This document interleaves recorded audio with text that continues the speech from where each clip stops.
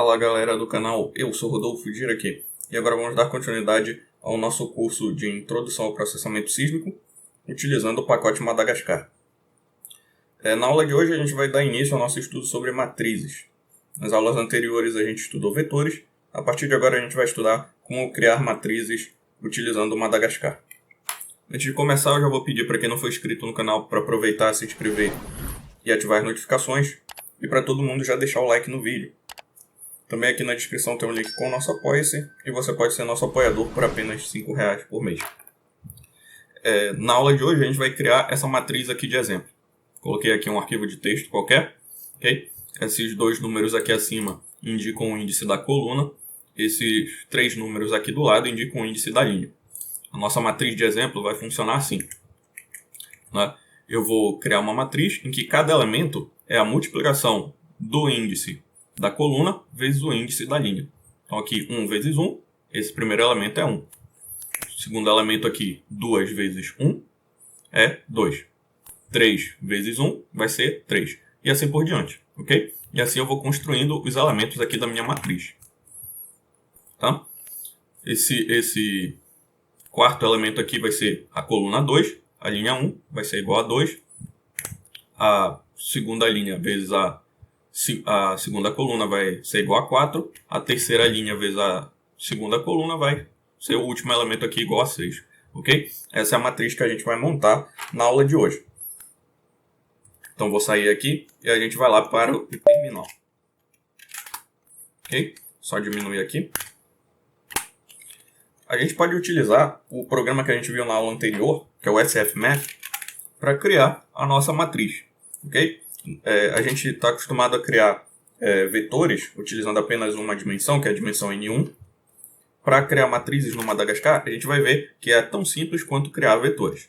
Primeiro, vamos definir N1 como a nossa dimensão da linha. Então, eu tenho N1, como eu tenho 3 linhas, então eu vou ter N1 igual a 3. Lembrando que o meu N indica o número de elementos naquele eixo. Como o eixo 1 é o eixo da linha, e eu tenho 3 linhas, coloco N1 igual a 3. Ok? Eu vou utilizar também o O1. O1 indica de onde eu vou começar. Eu estou começando o número da linha a partir de 1, indo de 1 até 3. Então eu coloco O1 igual a 3. Ok? Eu não vou precisar colocar D1, porque por padrão o Madagascar já assume que D1 é igual a 1. Ok? Ou seja, o intervalo de amostragem, por padrão, ele já é igual a 1. Agora vem o grande segredo da aula de hoje, para a gente criar a nossa matriz, que é definir a segunda dimensão. E ela é tão simples de ser definida como a primeira dimensão. Como N2 vai ser o número da coluna, ok? E eu só tenho 2 colunas, eu coloco N2 igual a 2, ok? Então, para definir uma dimensão, eu coloco N1. Para definir a segunda dimensão, N2. Se eu quisesse mais uma outra dimensão, uma terceira dimensão, eu definiria N3, 4 dimensões N4 e assim por diante. Ok? E aí a nossa origem, né, do nosso eixo 2, ele também começa de 1. Vou da coluna 1 até a coluna 2. Ok? Agora vem a nossa saída. A gente já sabe do comando SFMath que eu posso definir a saída a partir desse parâmetro output. Eu coloco igual uma string que define a minha saída. Ok? No SFMath, eu ainda não mostrei para vocês, que é o que eu vou mostrar na aula de hoje, eu posso definir a saída utilizando também os índices dos meus elementos. Ok? Colocando aqui, por exemplo, x1. x1 é o índice na dimensão 1. Eu posso utilizar o asterisco, que significa multiplicação.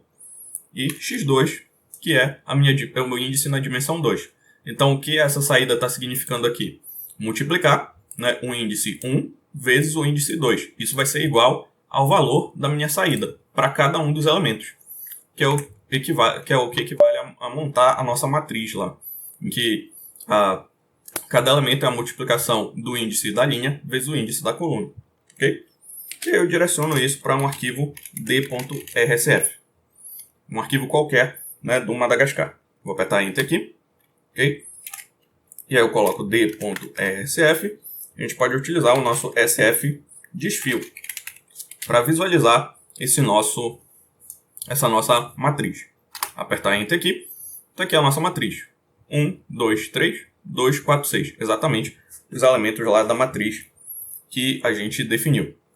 E agora vocês devem estar pensando, bom, Rodolfo, mas está diferente aqui. Que eu estou 1, 2, 3, 2, 4, 6. E lá na nossa matriz, eu vou voltar lá para o nosso exemplo. Na realidade eu vou fazer melhor. Vou utilizar o comando cat para exibir aqui o texto do nosso exemplo. Olha como é que está a matriz. 1, 2, 2, 4, 3 e 6. Está diferente aqui. Por quê? Porque aqui eu estou exibindo a matriz por linha.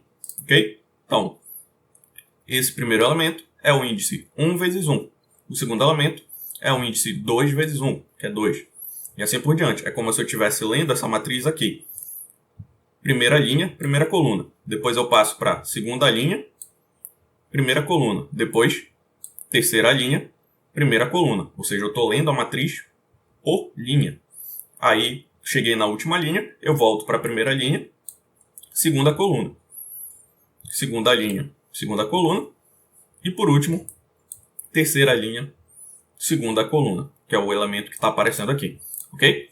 Eu posso melhorar a exibição aqui no meu SF Desfio, utilizando na SF Desfio, o arquivo que a gente quer visualizar. Vou direcionar aqui com o meu sinal de menor que, d.rsf, e utilizar coluna igual a 3. Melhorou aqui a nossa visualização. Se eu der um cat aqui no meu arquivo onde está a minha matriz, eu vejo que essa matriz, como aqui eu estou lendo por linha, eu vejo que a leitura ela vai ocorrer da maneira correta. Então aqui eu tenho as 3 primeiras linhas, depois eu tenho as 3 primeiras linhas já com a segunda coluna, ok?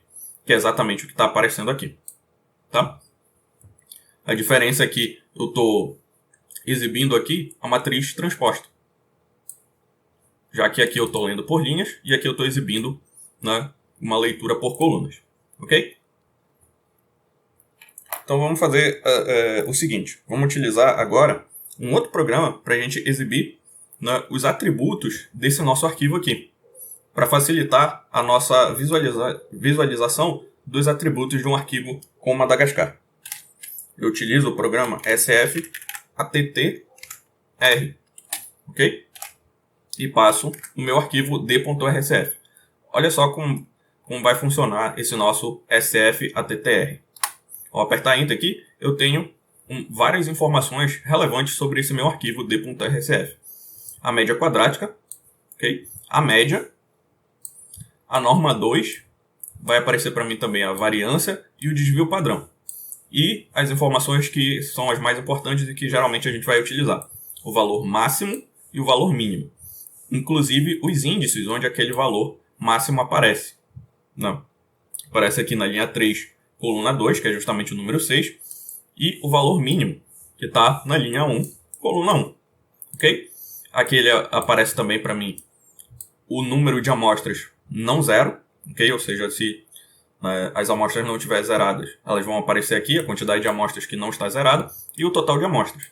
Isso é muito útil para a gente verificar se o nosso arquivo ele possui algum erro. Ou seja, todas as amostras são iguais a zero, por exemplo. Ou então eu tenho um número considerável de amostras zeradas. Esse programa vai ajudar essa visualização facilitada. A gente também pode fazer isso com o nosso conhecido SFIN.